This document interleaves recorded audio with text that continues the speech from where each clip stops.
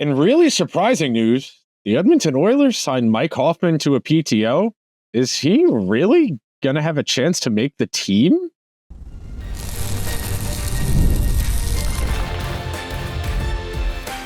You are Locked On Oilers, your daily podcast on the Edmonton Oilers, part of the Locked On Podcast Network, your team every day.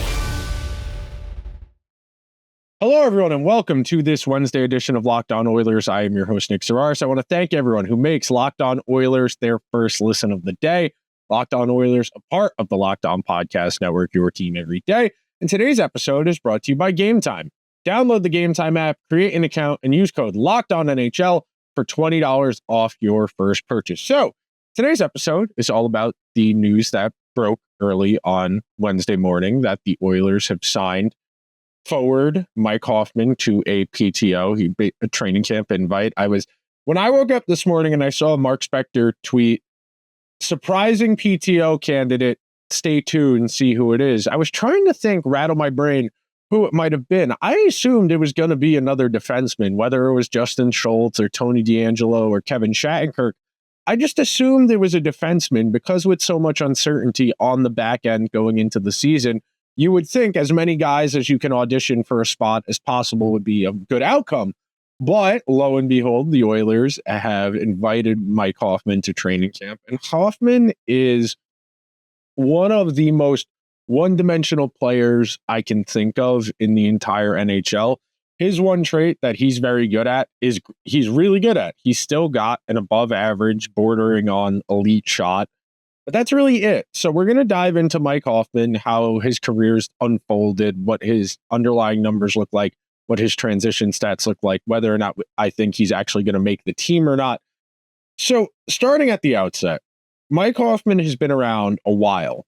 Is a 2009 draft pick in the 5th round, somebody that the Senators culled and developed for an extended period of time, and has carved out a long NHL career. You don't hang around this long without having really solid at least one really solid trait. 13 years in the NHL, drafted by Ottawa, time with Florida, St. Louis, Montreal, and the most recent few seasons in San Jose.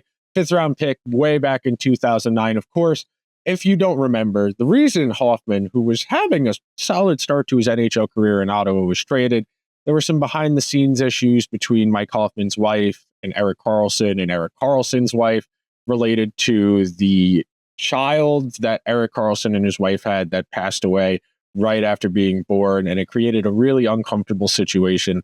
And the Senators opted to get rid of Hoffman and avoid upsetting one of their franchise's key players. So that has lingered over Hoffman and his career for an extended period of time, whether or not he is the nicest person, whether or not him and his wife are the nicest people. But teams have and will overlook extenuating circumstances or off the ice baggage if they feel you can bring something to the table. And Hoffman has played 13 seasons in the NHL. And that story between him, his wife, Karlsson, and Karlsson's wife, that was a while ago at this point. That was when Karlsson was still in Ottawa, and Karlsson's been in San Jose and Pittsburgh for a while now, to put some context on the timeline.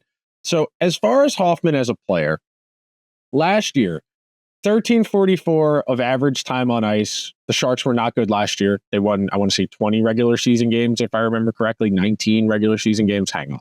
Let me do some good investigative journalism here and make sure I pull it up. Yeah, they won 19 regular season games last year. 1954-9. Hoffman got 1344 of ice time on a 19-win team.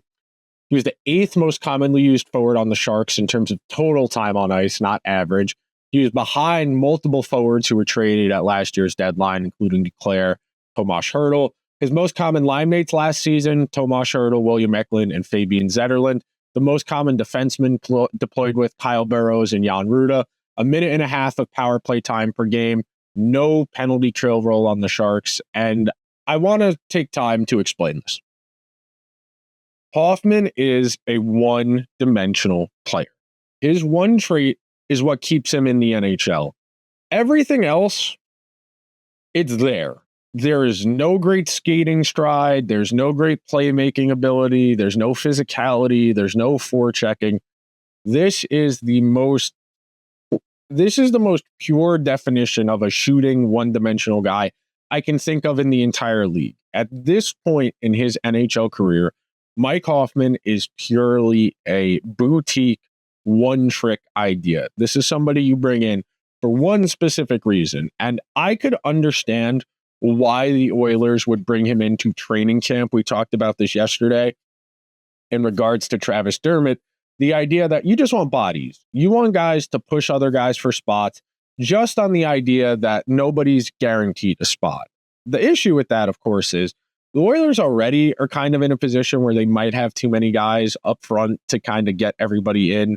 I had said the other day that I don't expect Corey Perry to be close to a full slate. I don't expect Connor Brown to be a full slate. I think they are going to end up auditioning and rotating through guys in that bottom six throughout the course of the season, whether it's due to injuries or performance, just based on the nature of the sport that you go through a lot of guys over the course of the season. And I don't know whether or not Mike Hoffman would be willing to take a two-way deal, because I'm sure Mike Hoffman could get himself on a bad team and get his 13 minutes a game, score 10 goals, and do this again next summer, where he'll sign a PTO a week before training camp starts and keep doing this in perpetuity until that shot is just not there, or he's just too slow to justify icing anymore. But at the very least, this is somebody who can push guys in that bottom half of the lineup. You know, if you don't want to see Matthias Janmark on the third line and you would prefer to see him on the fourth line, yeah, you could get away with that. You could get away with playing Mike Hoffman with Adam Henrique and Connor Brown, saying all he's going to do is shoot. All he's going to do is get to his spot on the ice, which is on the right flank, right around that bottom of the circle. That's where the majority of his goals come from. He's going to get to that spot on the ice, and he's going to let it rip whenever the puck gets to his stick. And before we get to the next segment, very similarly to yesterday, where we talked about putting Travis Dermott's statistics in context of his team, who he played with, the results, the situation. Remember, Mike Hoffman was on a 19-win team last year. So when I start citing some of the chance creation metrics in the next segment, yes, Mike Hoffman is culpable in the process of creating those results, but the team environment is so bad, especially defensively, that you can see a justification that those numbers are not an entire reflection of Hoffman as an individual. That some of it is that he's on an atrocious defensive team on a line whose task was just to create offense. They're not telling Hurdle, Hoffman, and Zetterlund or Eklund, hey guys, we need a 200-foot game. No, David Quinn was telling those guys, try and score as much as you can because we're going to give up 5 goals every night. So yes, the defensive metrics are atrocious, but that is within the context of what he was asked to do. I imagine that if he were to make the Oilers, the role he would be playing here, who he would be playing with, those numbers would be a lot more closer to respectable. I'm not saying he's going to magically start driving possession as a 33-year-old, but I do think there is room for improvement on a better team that has a little bit more talent around him. So we're going to take our first break of today's episode, and when we get back, we'll dive into the underlying numbers, what they mean, and just how bad the Sharks were last year. If you're like me, you like doing stuff, man. You're trying to get out there, go to concerts, go to games, hockey tickets. On the horizon, that you are going to open up the Gametime app and look for Edmonton Oilers tickets. Gametime features some of the best ticket buying features in the ticket buying experience, with things like curated deals to make it find the best price on great seats, super deal, seat views before you buy, and the lowest price guarantee. So if you're like me and you like going to games a lot, you start to get a feel for, I would like to see the game from this angle. The seat view puts you in a panoramic view from your seat in the app before you buy, so you get an idea of the sight lines you're going to have. The lowest price guarantee, or Gametime, will credit you 110% of the difference. And Gametime ticket coverage, where your purchase is covered with the most flexible customer service policy in the ticketing industry. So Take the guesswork out of buying tickets with Gametime. Download the Gametime app, create an account, and use code LOCKEDONNHL for $20 off your first purchase. Terms apply. Again, create an account and redeem code LOCKEDONNHL for $20 off. Download Gametime today. What time is it? Gametime. Thank you to everyone who is hanging out on this Wednesday edition of Locked On Oilers. I keep stumbling over my days of the week. Everything is a blur when you do content 6-7 days a week because every day bleeds into the other. When you're up late one night into the next working on something, then you realize, oh, wait, yeah, I've been thinking it's Thursday all morning. It's not Thursday, but it is Wednesday. So talking about Mike Hoffman, talking about these results, I want to try and explain what I mean when I say play driving. A play driving NHL player is someone who the game flows off of. This is somebody who, on their own, as an individual, can execute mechanics of the game regardless of who their line mates are. They don't need a certain skill set around them. They are able to dictate the game because of their skating, because of their size. They are able to get to loose pucks. They are able to move pucks to their teammates and facilitate seamless hockey where puck's on stick and it's moving and feet are moving. And we're in a state of fluidity where the game is happening. And not a lot of guys are pure play drivers. A lot of guys are dependent on who they're with. And in the case of Mike Hoffman, this is somebody who has never really been a play driver in his own right. We're going to talk about transition, his skating in the next and final segment. Actually, no, we're doing that in this segment today because I have different parts. Again, brain very scattered. Excuse me, I apologize. So when we talk about someone like Mike Hoffman, we know what we're getting. This is not somebody who's in a position to radically alter their game, especially at the stage of their career they're in. I talk about this all of the time, whether we're talking about general managers, coaches, or players. When somebody is in the league this long, like Mike Hoffman is, they are not somebody who is going to be inclined to change what got them there. You got to remember that. For the most part, guys like this have been the best player on their team till they're 18 years old, 19 years old, maybe even 20 years old. And then you get to the NHL and there's an adjustment period and you start to carve out what's going to make you successful at the NHL level. You are going to say, well, if I can hang around in the NHL for 13 years doing what I'm doing, I'm not suddenly going to stop doing that. I'm going to lean into what I do best harder and lean on that trait to showcase it so that teams want me to execute that one trait that I am good at. We see this a lot in other sports, more so where you have more roster spots. You see this a lot in football, especially, and in baseball, where teams sign guys who are good at one thing. You sign a guy who's a pass rusher in football to only play on third down in obvious passing situations, and he's really good at getting after the quarterback, but you put him out there on first down and the other team's in a running situation, he's not doing a great job tracking to that running back to stop them before they gain a few yards. That's the type of specialization we're talking about here. You think about the Lightning signing someone like Luke Glendening to be a center just to win faceoffs. You can look at the Sabres signing Nick Ube-Kubel just to be a forechecker because he's a really strong skater. You think about the Oilers giving Mike Hoffman a PTO. The idea being, we're going to give our third line somebody who can score 10 to 15 goals. We are going to put him opposite Connor Brown, who's going to do a lot of the skating. We're going to put those two around Adam Henrique, who's going to do most of the forechecking and most of the defensive responsibilities. And he's okay doing that because he knows the role he signed up for. In a vacuum, it all makes sense. The problem is the Oilers as a team are not going to be great defensively this year. Even last year, when the Oilers got within a goal of winning the Stanley Cup, they were not a great defensive team. They held up enough to be competitive. They're great players, especially up front, were able to make tangible differences to minimize the amount of responsibility their defense had to commit to.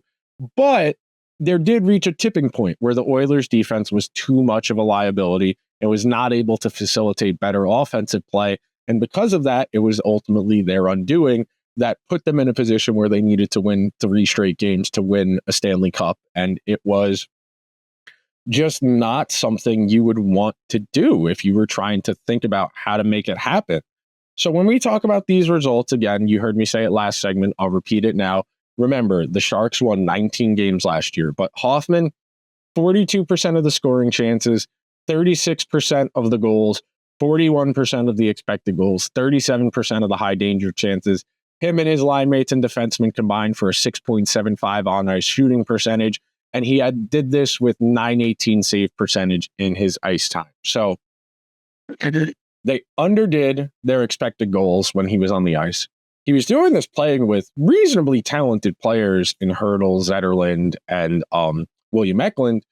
And that tells me that he, as an individual, is not doing a lot other than getting to his spot. We're going to talk about transition stats in the next segment when we give our final conclusion. But I think this move, and I think these results dictate that this is more of a flyer than Travis Dermott, who genuinely is filling kind of a need. You know, he can play on the right side as well as a lefty, which the Oilers have questions on their right side between Emberson and Troy Stetcher and Joshua Brown. So if Dermott plays himself into a roster spot, I think there's a lot more of a natural path forward for him, as opposed to Mike Hoffman, who's going to be in a position where he might be able to make the team, but even if he does, he's probably not going to play every game. And does he want to try and play every game? Does he want to try and win? What are his motivations? And that does matter. As far as the NHL Edge data, which is just the raw speed, the distance, the space he's occupying, the reason he's being signed even to a PTO, he's 92nd percentile in top shot speed. So he still does have a really high quality shot when it's at its best. He's 83rd percentile of shooting percentage, around 14%. His average shot speed is 72nd percentile, which again, that is above average. And then as far as zone time, he's below 50th percentile in offensive zone time, meaning that he's going to spend a lot of time in the neutral zone, in the defensive zone, and in the free-flowing game state. That's going to be difficult. So all of this data together, that should tell you this is not somebody to depend on. This is somebody that is useful to have in your toolbox, that if you should ask if he should make the team or be in a position where the Oilers want him on the team, he's going to play. He's going to be able to do some things, but you really need to taper your expectations and understand that what he is good at probably doesn't make up for what he is not good at. This is not like Leon Draisaitl being not great defensively. Draisaitl's going to score 50 to 60 goals this upcoming season as long as he's healthy. And yeah, the Oilers probably give up 40 to 45 in his minutes, but because they outscore in those minutes and they have a lot of possession in those minutes, the team is willing to concede a little bit defensively. That's not the case here. Mike Hoffman's going to be playing down the lineup. He's not going to be getting first power play time if he gets power play time at all. And that means he's going to have to find ways to be useful, especially at 5-on-5. And that's going to be difficult when you do consider the results he's going to probably create defensively and who he's going to play with. So we're going to take one more quick break here on Locked On Oilers. Then when we come back, we'll give some final transition stat numbers, and then we'll give an honest account of whether or not Mike Hoffman can make the team. Coming up next on this edition of Locked On Oilers, where we've got your team covered every day.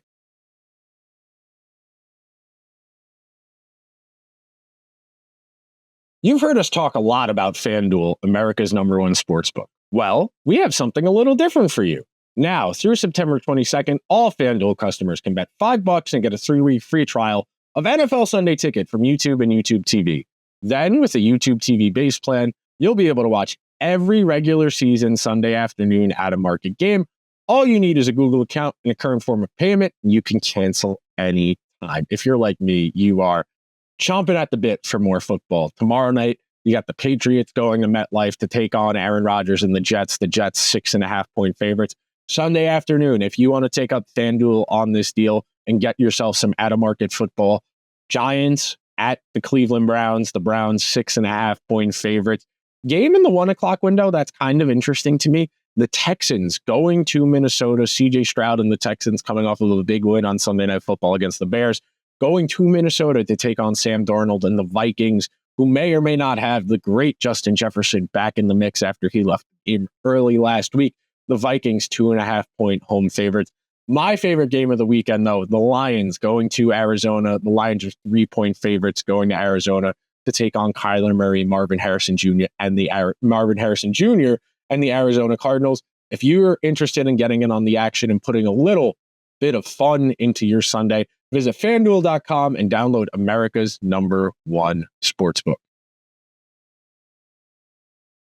Thank you to everyone who is hanging out on this Wednesday edition of Locked On Oilers and making Locked On Oilers a consistent part of your content rotation. We're ramping up. We're back up to 5 days a week now because the NHL season is on the horizon. We have captain skates. We have rookie camps. We have preseason testing. It is a great time for you to be an NHL player who's in the best shape of your life. And I'm sure we are all going to be sick of that phrase by the end of training camp and the preseason, but it is the case nonetheless. So the last thing, as far as the Mike Hoffman profile, I like to look at transition stats because those are usually able to supersede a bad environment. You can still be a strong transition player on a